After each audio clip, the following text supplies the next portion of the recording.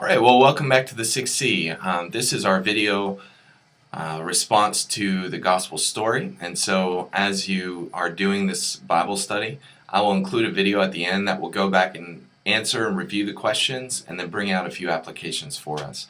First, I just want to say thank you for doing the Bible study. I hope it's helpful to you to get a grasp of the bigger picture, of the overarching storyline of the Bible.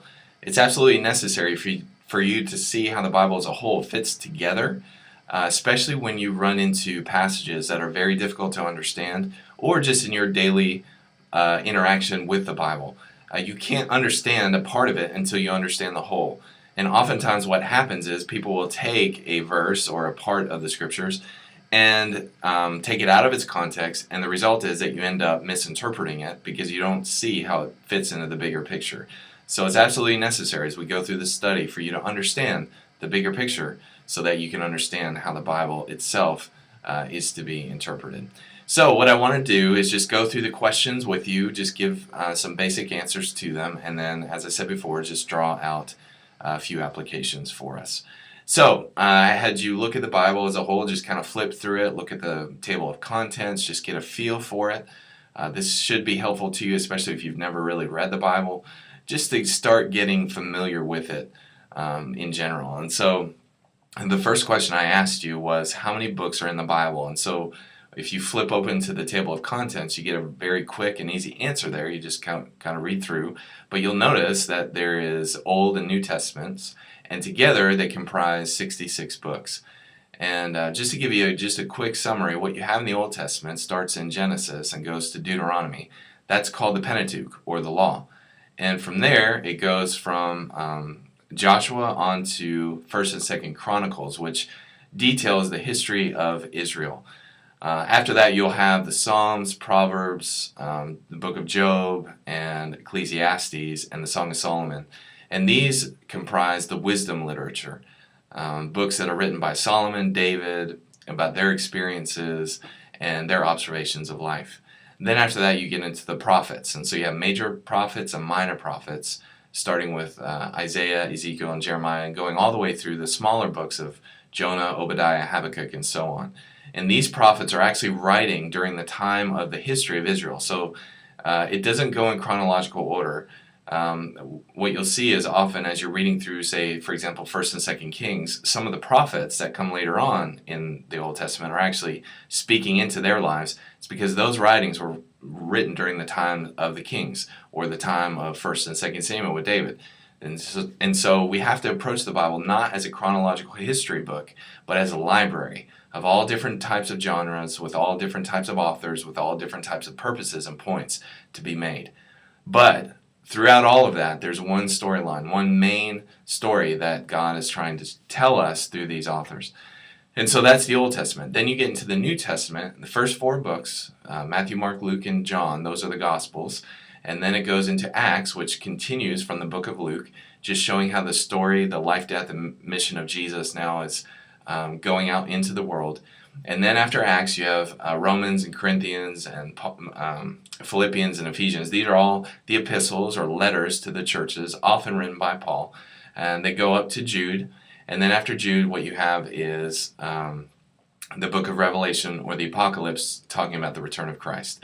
So that's just a very basic, very quick rundown of how the books of the Bible fit together and telling the storyline of the Bible, mainly focusing on the gospel and the mission of Jesus. So the second question we had was how many authors are there? And that's very difficult to really nail down because there are several books that seem to come from anonymous sources, such as the book of Hebrews.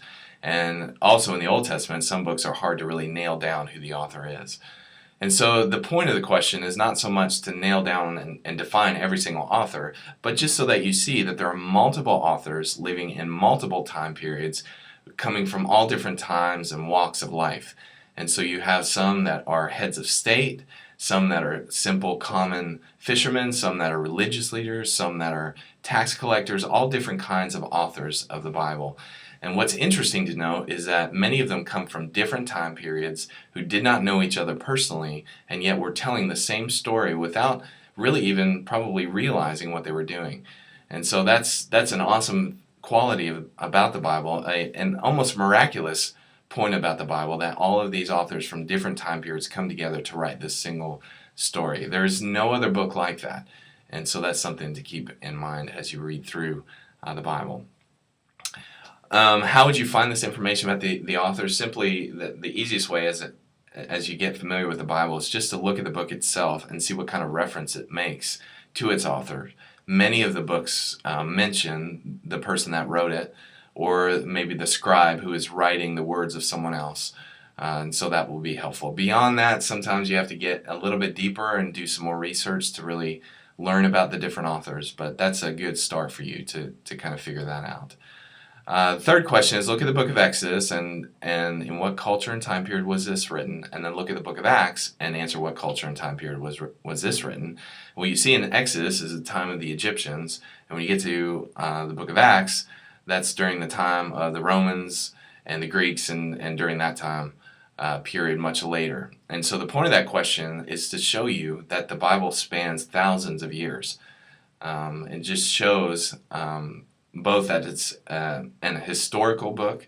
There's a lot of people that would debate that, but there are many confirmations from archaeology and from studies that we've seen that these are recording actual events, and just to show just the immense amount of time that this book covers, which is another unique feature of the Bible. So then the last thing I have you in question number 4 is to look up specific verses and answer the questions. The first one I had you look up was 2 Timothy 3 and 2 Peter 1. And I wanted you, based on these verses, to decide who is the author of the Bible.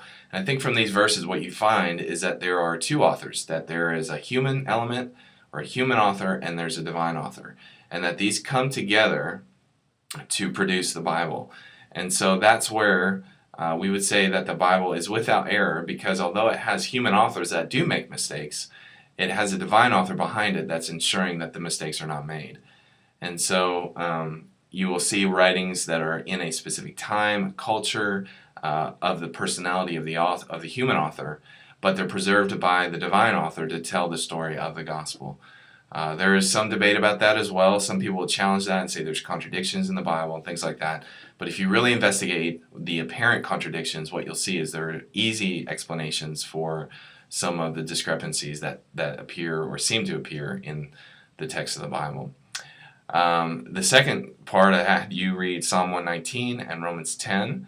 And I said, based on these verses, how does the Bible shape our lives? When you read through Psalm 119, you see over and over and over again the benefit and the necessity of reading the Bible to understand God, but also to obey and to follow Him and to know what He wants for your life, and to really find meaning and purpose in your life as well.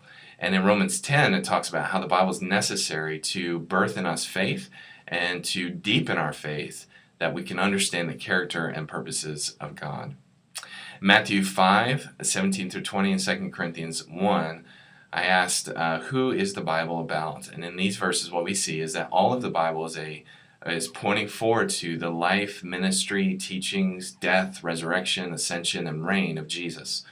That it's all fulfilled in Him, that all the promises of God in the Bible is yes in Christ.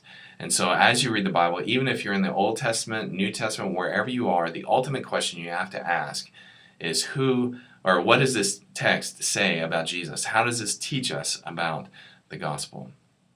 So what I want us to get from this as we look through the Bible, the ultimate application question we have to answer is, what does this have to do with our lives? What does the Bible have to say about us? And notice, as we look through, what we'll see is continually over and over this emphasis that God is the author of the Bible. The reason why that's so significant is that means then that the Bible has authority over our lives. And everyone has to wrestle with that question. Who was the Bible written by? If it is written by God, and if it is without error, then it has the ultimate authority. Well, it has authority given to it by God, pointing to the ultimate authority of God over our lives.